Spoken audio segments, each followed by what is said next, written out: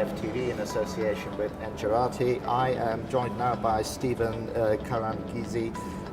I hope I've got that right, Stephen. Very right. Yeah. Director and CEO at ALSF, which, as you know, is the African Legal Support Facility. And Stephen, we've met a number of times, once a year almost. That's right. Yeah. And one of the things in researching for the sort of 10 or so minutes that we've got in here is that you've been in the press recently, I mean mainly the African press actually, but it has been popping up, that you've been arguing for governments to negotiate better deals for themselves. I'm not going to say what you've been saying, you could say that much more eloquently, but Stephen, what's the point you're trying to make there?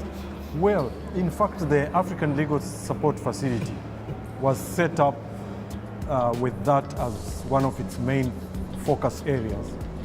And I think since we've been set up and we've been active in providing support to the countries to undertake better negotiations, at last it has been recognized that it is an important facet of development.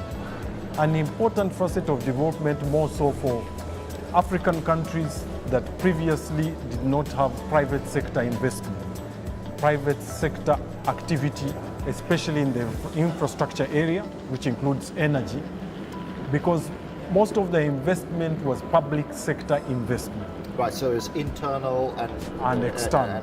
Okay. Because you have private sector investments, the countries did not have the regimes and the frameworks for private sector participation. And because that was not in place, there was no expertise developed and no experience developed in terms of the countries, the governments negotiating with potential investors. In the absence of that capacity, it takes a long time for the deals to be concluded. Right. Even if an efficient and sufficient feasibility model study has been done, getting to financial closure is very difficult because of the complexities in negotiations. So providing the support to the countries is absolutely important because it provides that added capacity for them to appreciate the approach of the private sector, what their interests are, and also to safeguard the long-term interests of the states themselves. But more than anything, having a balanced deal is in the interests of both parties. So it's almost like the ability to create a knowledge pool, that every iteration of those things, I mean, I'm not saying every country is the same, but I would imagine about 80% of the DNA of a construct of a deal is the same after a while because you get to a place. So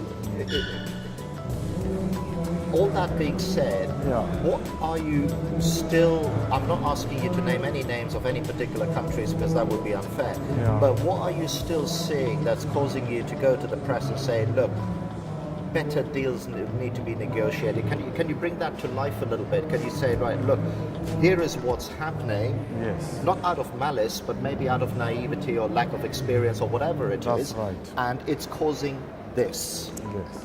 I think there are many examples on the continent. You've had deals being cancelled at the last minute.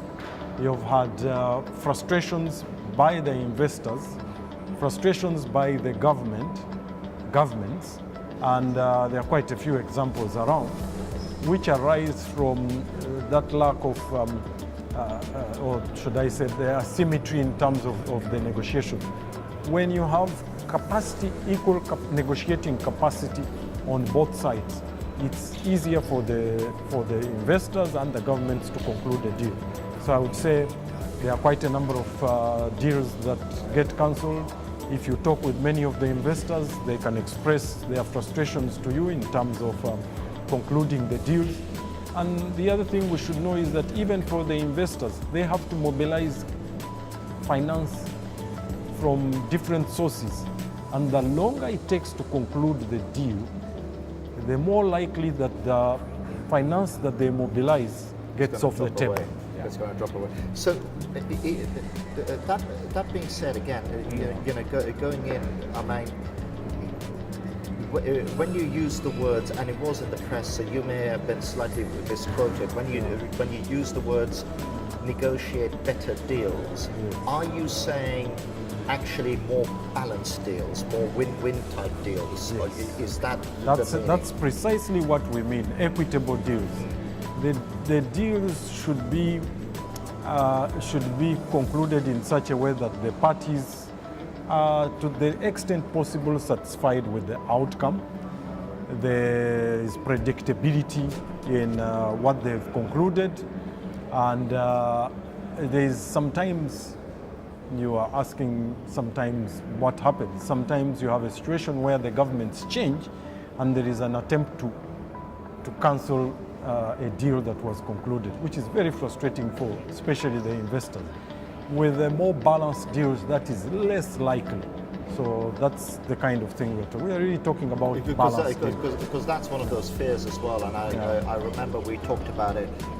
I don't know which AEF, but we talked about the fact that these deals need to be enshrined in law and regulation rather than in politics. That's right, yeah.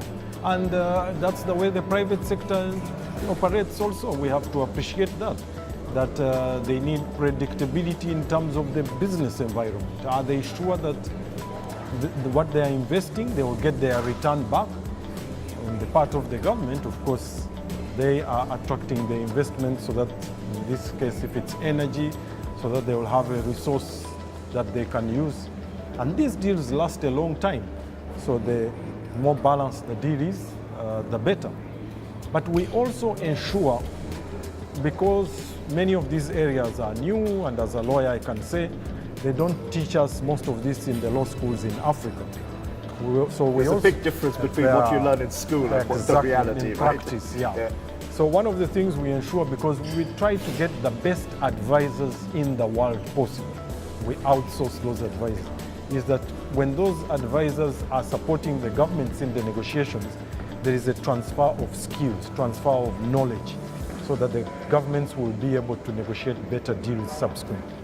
So I suppose it's a bit like like creating a platform of trust, because exactly. when you negotiate, yes. and you're new, yes. it's the first time you've met each other. Exactly. It's very fast tracking yes. both parties to a point of trust is actually much more important than any of the intricacies, because if you get there, yes. other stuff falls out the back. You've got it exactly, you've described it exactly the way it is. And we are like the medium that provides that trust environment.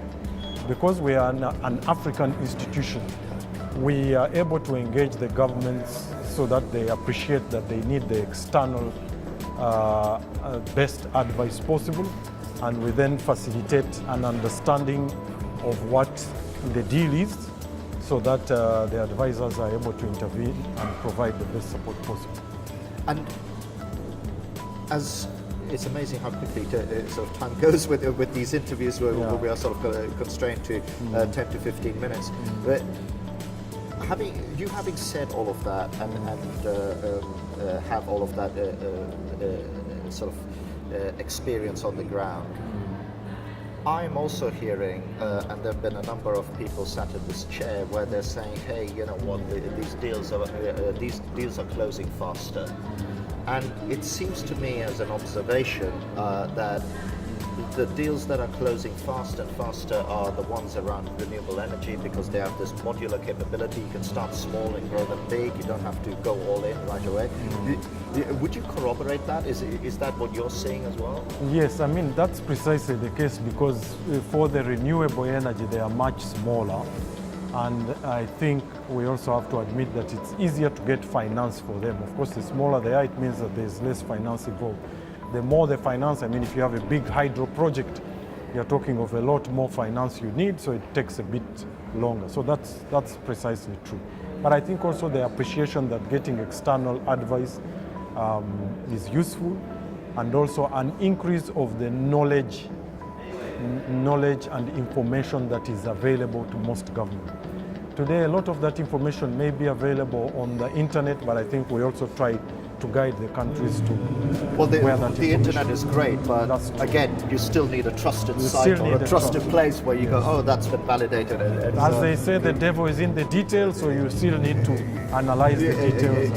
It always is, and Yeah. people say that phrase, but they never quite understand No, what it means. they You know, don't, that's yeah, true. until you feel it and experience And it. so we're here at AEF, and we've had one day. What have you found about this year's conference? To just let's give a nod to the fact that we're here and these investors and everybody's here as well. I think for this year's conference, there is an increased interest in Africa. When you hear the ministers, we had the ministers making presentations yesterday, there is increased ambition by Africa to attract more investment in energy generation. The African Development Bank, which is our mother institution, which initiated the process of establishing the facility, has adopted a new deal for Africa on energy with an ambitious strategy to attain universal access for Africans by 2025. We have the US also having their own focus on power for Africa. So you have all these initiatives now all of a sudden assisting in raising increased awareness on the opportunities for investing in Africa. So I think there's a huge increase in that, and more interest in Africa and realizing that yes, deals can be concluded in Africa. Perfect. Thank you very much. And I think that's a perfect place to stop it. Thank you very much for watching AFTV 2016 in a very flooded London, actually. This is the second day of the show, so it's a Thursday here, which is a momentous day. But enough of that. Thank you for watching. Thank you too. Thanks.